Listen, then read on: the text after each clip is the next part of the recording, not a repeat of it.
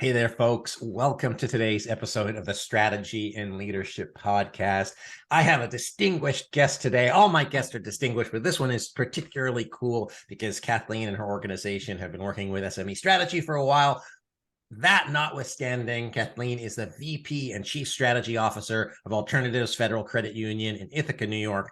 She's had tons of jobs within there, and I'm just super excited to hear her about her experience and background. So, Kathleen, how's it going today? Good, great. Thanks for having me, Anthony. Great to see you. It's great to see you too. I know we had our little catch up before this. I was looking through your background, your LinkedIn, which is obviously a resume now, and it's cool to see your evolution within the credit union. But maybe you can tell our audience a little bit about who you are and what that couple of years within alternatives has looked like, and then we'll go from there. Yeah, sure. So I came to alternatives at a pretty interesting time in my life. I had just exited being a partial owner as a partner in a fee-based financial planning firm. And my husband at the time was getting super sick, wasn't getting better.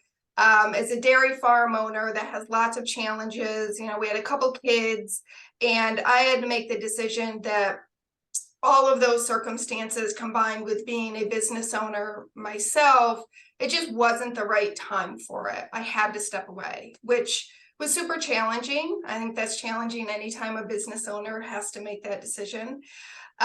So did the sort of stay-at-home mom thing for a very brief period of time and realized, oh, this isn't right for me either.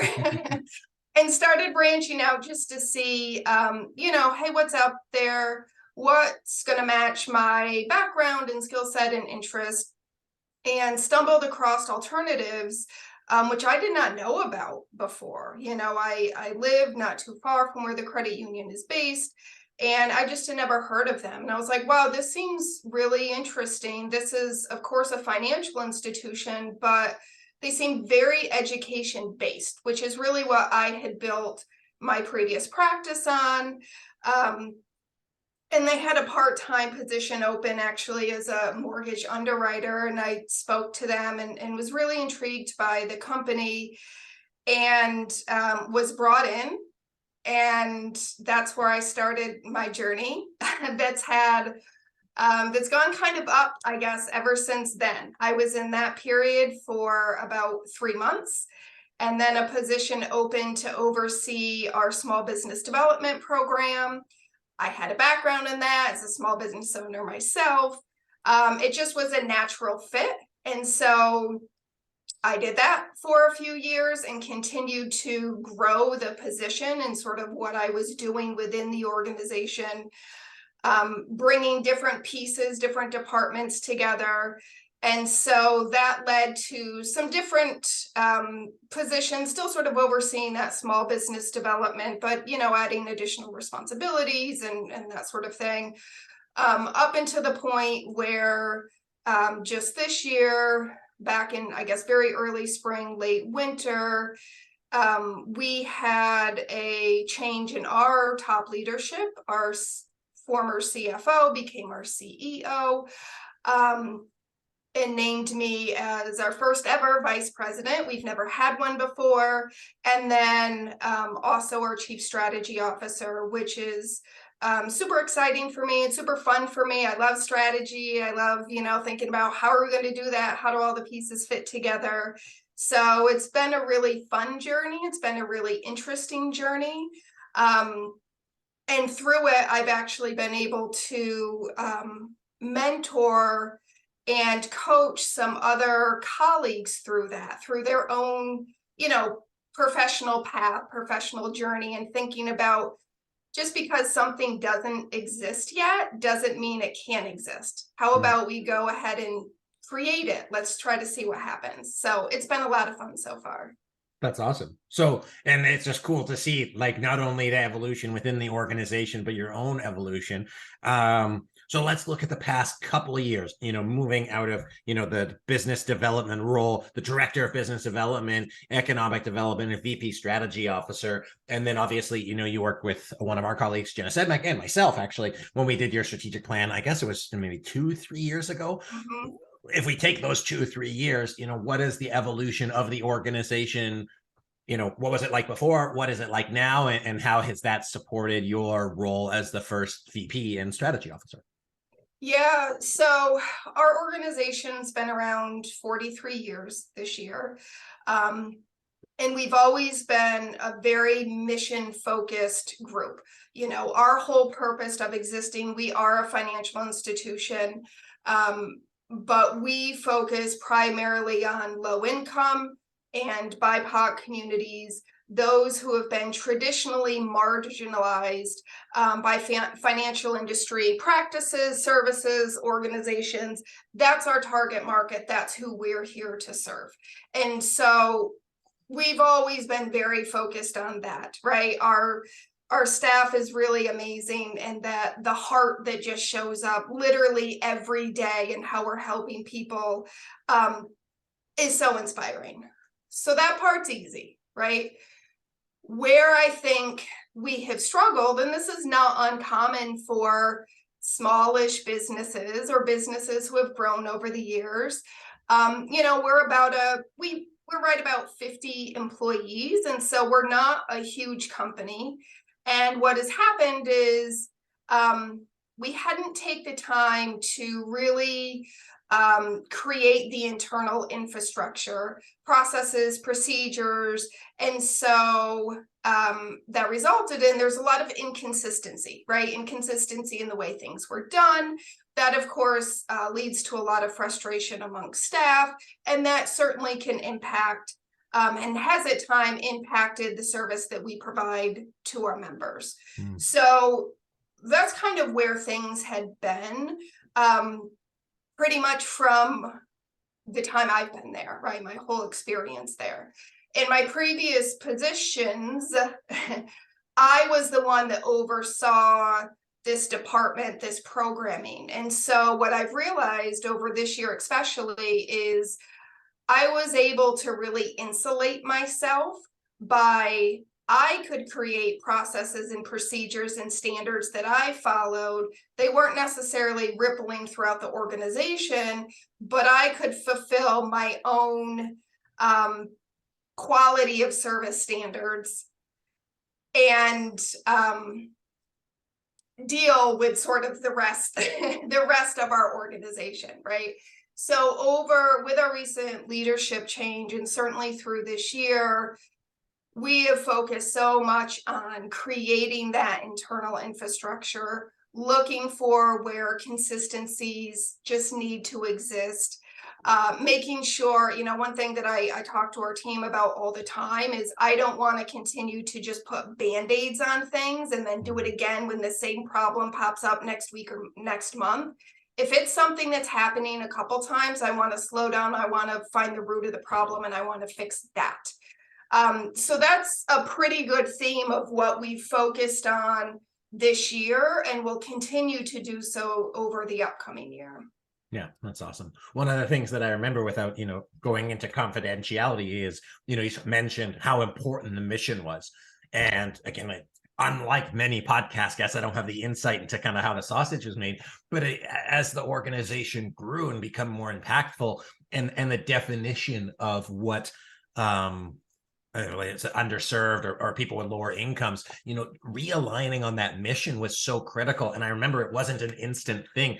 It was a process that the team had to not only discuss, come to terms with, but really buy in and hit the heart piece of that. And I thought that was a really cool, kind of transformational conversation where that you could see when everybody was lit up about being this is why we do it. Can you speak to your perspective from that? Yeah, that's true. I agree. It was a really important exercise for us to go through, and specifically around this term underserved that was in our previous mission, because there are some of us that felt that just wasn't defined enough. What are we talking about specifically? And we wanted to be very intentional, not only for ourselves, for our staff, but also in our public and who we're trying to serve, about this is who we are, and this is what we're trying to do. This is who we're trying to do it for. And that doesn't mean we're trying to serve everybody. We're not the right answer. We're not the best fit for everybody. We're the best fit for low-income folks, BIPOC folks, those who have been marginalized by the financial services industry. And so it was a pretty in-depth conversation. There was a lot of back and forth about it. And you may recall through the sessions, we only got so far, and then we had to move on. We had to continue that work internally, which we did. One of my colleagues really championed continuing to push that forward, and also bring in all of our staff to have a say from it. And we got to the point where we did rework the wording a bit. And we actually, this is pretty exciting because it's been such a long process. Just a couple months ago, our board voted to approve the newly worded, updated mission. Like, we are on board at every level of our organization, and we are now planning for an introduction and a reintroduction of who we are, what we're here to do, who we're here to serve in the early part of next year, based all around that sort of reworded mission.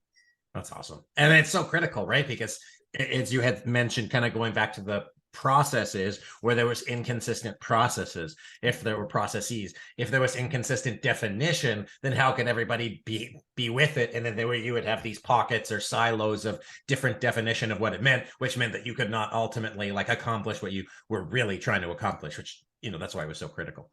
Exactly right. Right. If you and I are part of the same organization, underserved to you maybe means something completely than what it does to me. And so if we weren't all aligned around that, which we were not, we had a bunch of teams, departments kind of going their own way. And so we really focused on bringing everybody back to center. We're all here for the same purpose. What is that purpose? Okay, we know what we're here to do. Now let's look to continue to create that consistency, in our procedures and our product design. It all centers right around what that mission is. Yeah, absolutely. So let's say, looking back, I want to kind of bring it back to that, back to center consistency piece. You had mentioned that there was a significant change in your leadership, not just your own position, but, with your CEO. And then I know that there were people changes. What was it like for you, maybe not looking back, but kind of putting yourself in there?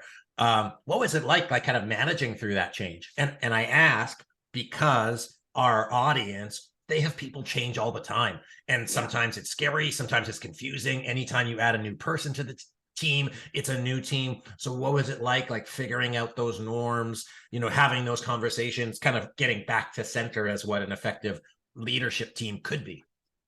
Yeah. So, one thing we still try to keep top of mind is just the amount of change our staff has gone through in the recent past, right?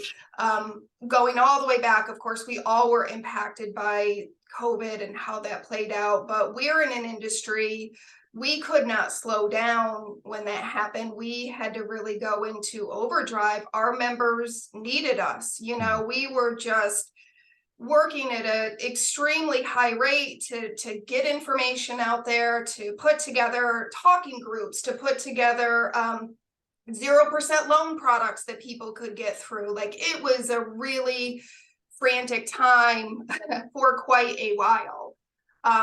In that, we had to do some downsizing in 2021, which impacted our staff in the big way. Already there were some team changes, supervisory changes there, and that makes staff nervous, understandably so, when that happens, right? So here comes beginning of 2022, COVID-wise, we've started to calm down. We're kind of back to somewhat normal operations, and now we have a major leadership change, right? So for our staff, it's just for me, I just kept thinking how much they've gone through, right?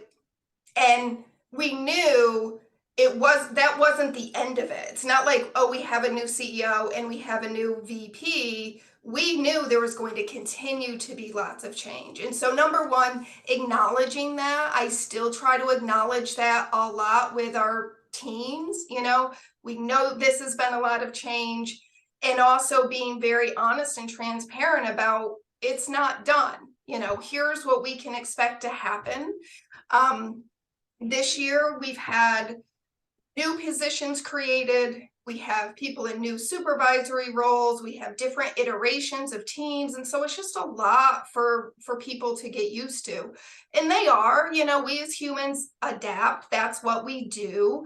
But that doesn't mean there's just some fatigue. There's not some fatigue associated with it. And so I try to be very mindful to acknowledge that, keep that top of mind, really try to communicate, that number one, we are going to make changes where we see change needs to be made. But we are also aware that it does impact people differently. And we've been through a lot. We've all been through a lot over the past few years, and our team, is no different. I also keep that in mind, thinking about, there's 100 things we'd love to do, and there's 100 we would love to have been done yesterday, but we can't do them all at once, right? We can't execute well if we try to do too much at once, but also we've got to give staff a break a little bit, right? So even though I know I'm looking out to the future, I see where we're going. We've got to prioritize appropriately. We need to layer things appropriately so that we're not trying to do it all at once. Staff has a minute to sort of catch their breath and get on board with whatever new thing that we're implementing that day, that week, that quarter, whatever. Okay, let that get going for a little bit and then on to the next. That's just on a personal level. I say it's cool to hear you say that. It's just the I don't even know what to call it. I don't have a good word for it, but the fact that you're doing that is good. Okay. Thank you. You're not, overloading people because, as a VP, especially a new VP, you want to put your mark on, you want to make sure things move. You've got all of, especially ambitious people, they want to make things move. And I think that the restraint or the layering is such a good way to look at it. Not because you don't want it to happen, because that if you put too much on there, it won't stick. And I think that that's what I see a lot is especially you had all of those external changes, gosh knows that in the financial industry, so much change, let alone the individuals, let alone, the people that are affected specifically within your segment. But just being aware of all of that is so critical. So looking back, is there a lesson that you learned, like something you would have done differently? You're like, okay, oh man, I'm never going to do that again. That through that process, that it was like an aha moment that you're going to, take moving forward and that you could share with our audience. I don't know if there's anything I want to particularly do again, but I think I have been consistently reminded that there's no such thing as too much communication to staff, especially when we're going through changes like this. So I think we've improved our communication. We talk about now, what do we say before it happens, when it's happening, after it happens, right? You just cannot do it too much. And even now, I know we roll things out sometimes and I'm like, oh gosh, we did not communicate as much as we needed to. And we have to keep in mind the impact that has on our staff, right? That's where frustration is caused. And anytime we're trying to roll out something new, our employees, our humans are always going to be the biggest variables in that, right? Some people are going to push back. Some people we know are going to be early adopters. And we just have to know that, and we have to plan for that appropriately. And a lot of that comes with communication. So I think we've improved. It's something that's in my mind all the time. That's actually a major focus we'll have in 2023 is on becoming better communicators as an organization. But I think over and over that lesson of there's just no such thing as too much communication rings true constantly. Yeah, that's awesome. No, I think it's super important to remember as you go through that, the change isn't done. The external challenges in the marketplace aren't done. And so just saying, hey, what is that continuous improvement piece of it that we can take in? as we begin to wrap up, one of the things that we started before we kind of recorded, you're like, oh, we did like so much this year. Can you speak to the importance of your team of being aligned and on the same page as to what those things are and how you're going to move forward? And then talk about some of the things you have, like some of the successes that you want to celebrate. Because yeah, I just want to acknowledge the work that you're doing in the community is awesome. Yeah. Sure. So I think, as we talked about, it was huge, all of us coming together really around this shared mission and knowing exactly what that is, and continuing to center us all back around it. Since then, through the process we worked with SME and all your team on was really setting some high level organizational goals and then delegating to sort of our mid-level managers to oversee the execution of those goals. And for some of them, they were new to that team, or I had asked them to be in leadership roles to oversee those strategy teams, which was new for them to be in leadership roles.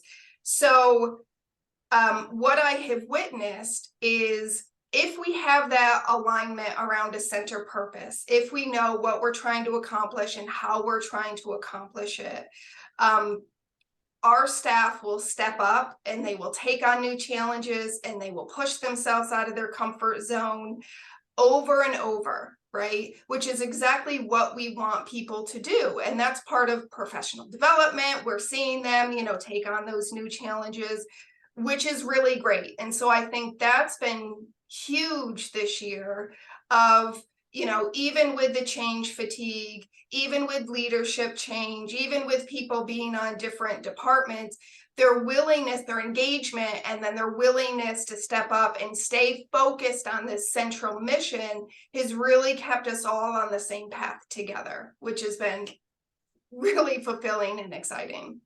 That's awesome. It's interesting. I was talking to some colleagues today just about like leadership and like the leadership gap. And if you wonder, you're like, well, how can I get my people to become leaders? You need to give them opportunities. Like leaders don't just like right. pop out of the sky. And what I thought was cool, just looking at your journey, is like you started in the organization, not as a leader, like arguably in terms of title. And then through that process, you've been able to do that to people, presumably they gave you opportunities or opportunities that you created. And that how you've figured out as an organization to say, if we have mission centricity, which is most important to your organization, and we have high level goals, and we give people the opportunity to move forward on them, it's going to highlight opportunities for leaders and support the professional development so that we can do that at scale. So you have to work at it to get more leaders, but when you get more leaders, it's rewarding, you have impact, and you're making progress. If I understood what you said. Absolutely. You got it. You Awesome. hit it. What are you looking forward to next? Like, what are you excited for coming up in the upcoming year, both professionally and within the organization? Yeah. So organizationally, as I mentioned a little bit ago, one of the things that we're going to be focusing on is how to become skillful communicators. So part of the process that we worked through in our strategic planning process was to look at our values and determine they needed to be updated, which we did. And then we defined some behaviors around them.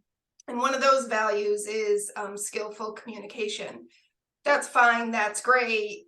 Well, what does that mean? And how do you be a skillful communicator, right? We know that communication is probably an issue in pretty much every organization, but it also leads to a lot of challenges, a lot of frustration. So how do we develop all of our staff, not just our leaders, but we want all of our staff to become leaders. We want us all to be skillful communicators. So first phase was sort of defining what our values are, saying we want to be skillful communicators, saying, okay, these are the behaviors that are associated with that. And the upcoming year, we'll be focusing on, well, what does that really mean? First half of the year is going to be looking at our own existing communication styles. And that's going to be a continuation of some work that we've done throughout our whole organization this year around the Gallup Strength Finder. So we had every employee take that. We've done some exercises, some really cool stuff to learn what each other's are, and also created some small groups that we worked in with a really wide variety of strengths. But we're going to focus on that communication piece next year. So what kind of communicator am I, right? Am I somebody that likes a lot of small talk? Do you need to give me the data, the facts, like understanding how we are? And then the second half of the year will be focused on, okay, I know who I am. Well, what happens if I need to collaborate or communicate with somebody that's the polar opposite of me? How do I do that well? I'm super excited about that as a focus, because from my position, I see where frustrations happen, interdepartmentally or amongst teams or amongst individual staff members. And again, I go back to, I don't just want to work on a Band-Aid. I want to fix the root of the problem. A lot of that comes back to communication, right? Whether the process isn't there, whether the skill sets just aren't there amongst the employees to say, like, I have trouble with this person's communication style. I might not recognize that's what the problem is, but that's what the root cause is. So how can I be better? How can I plan for that? How can I change my style so that these interactions are successful?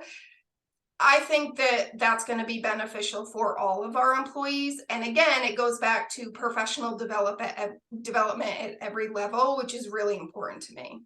That's excellent. So one of the things that just was, it came in a flash, but I thought it was so valuable because conflict. Okay, so one thing, people don't like discussing conflict. They don't want to be seen as negative, and so it stymies challenging. But what I think is really interesting and neat about what you said, as I process it as like just live, is because you're focused on communication and because you understand the communication styles, it gives your team, like, they can name it. They're like, oh, that's a butterfly. Like, they know what to look for, so they know that they can call it out. So they're like, I understand that my communication style doesn't gel with this person. It's not like Steve's the worst. Exactly. There's something about our communication that doesn't work. So let's go to work on the communication, not that this person never does anything. And I think it's so empowering to be able to unlock stuff, because if you don't know what something is, you can't diagnose it, you can't address it in a productive manner, and it just occurs as being negative, versus this thing about our working relationship doesn't work. So I'm committed to working on it because I know what to look for and I know what they're looking for, so I can more easily bridge the gap. I could talk to you for hours about this, but I have one kind of final-ish question. And it's about your organization. What I think is so cool, and one of the things I want to talk about is, as a credit union in your neighborhood, you've been able to create great impact. So if there are other credit unions, financial institutions that you have got maybe not words of advice for, but just a thing to consider that's helped you, I think we could impact communities all over. So as we finish up, what would you like to share of a key lesson, key learning, or challenge invitation to those other financial institutions or other organizations working in their local communities? Sure. So, credit unions in general, our motto is people helping people. And that's what we're here to do. Credit unions, for the most part, are very community oriented. They're run by the people in the community who live in the community for their community. And so you'll usually find credit unions are pretty involved in the community, and they're not just throwing money at sponsorships or this or that. They're really showing up. They're really being there. And so the industry in general makes that pretty easy. For what I would say in general is, our communities do need us. There are so many people who are left behind by the traditional financial services industry. It's not structured for them. It's not structured for people with low income, with colorful credit scores, as we like to say, right? We know that in general, financial literacy is not something that has been taught to us. It's just starting to pop up now, which we love to see. But there's whole generations of people who have a lot of shame around money. We don't talk about money. We don't really know how to manage debt or use like good debt to help us further along our own individual financial goals and path. And that's what we as credit unions, that's what we're here to do. And our communities do need us. And it's really easy to show up for them if we lead with that people helping people mindset. And so there's just no shortage of great work that we can all do together. That's fantastic. Why, it's so clear to me. Well, it's taking it back to the inconsistency in process. There's inconsistency in the system. So how can we put consistency to support, people helping people? And then also tying into giving your leaders and your people the tools to be able to fulfill on that mission, whether you're a for-profit or nonprofit business, there's always a why behind it, and having people be clear about that why and supporting them and being able to drive it forward is something I'm really taking away from what you've been able to do with alternatives. So yeah, it's just a pleasure getting to hear more about it, and then get to work with you and your team. So where can people learn more about alternatives? Where can they open up an account? Where can they connect with you to hear more of the success stories of your community? Yeah, sure. So right on our website is the best place, alternatives.org. You'll see some cool stuff that we do. You'll probably see pretty quickly that we don't look like your traditional bank or financial institution. It's very intentional. We don't consider ourselves very traditional. Excellent. Kathleen, it's been such a pleasure. I look forward to many, many more conversations, but just thanks for doing me a favor and coming on the podcast today. I'm glad we got to tell your story to the rest of the world, and I just appreciate the time today. Thank you so much. Folks, my guest today, Kathleen Clark, who is the VP and Chief Strategy Officer at Alternatives Credit Union. So I think one of the things that I'm taking away from this is making sure that you have consistent processes to support your team in being able to drive forward what's most important to you, and then equipping your team with important definitions to be able to diagnose issues. And it's not just diagnose issues for the sake of it. It's because those issues, those challenges, communication or what have you, are what's going to get in the way of you being able to really have the impact that you want. And on a personal level, it's just cool to be able to highlight that for what Alternatives has done in their community, because they're talking the talk and they're walking the walk. And so I wanted to just give them a platform to do that. So Kathleen, again, thank you for being here. Folks, thanks for listening. Go on their website, spread the love, help them help more people, because that's what it's about. My name's Anthony Taylor. This has been the Strategy and Leadership Podcast. I appreciate you, and I'll see you next time.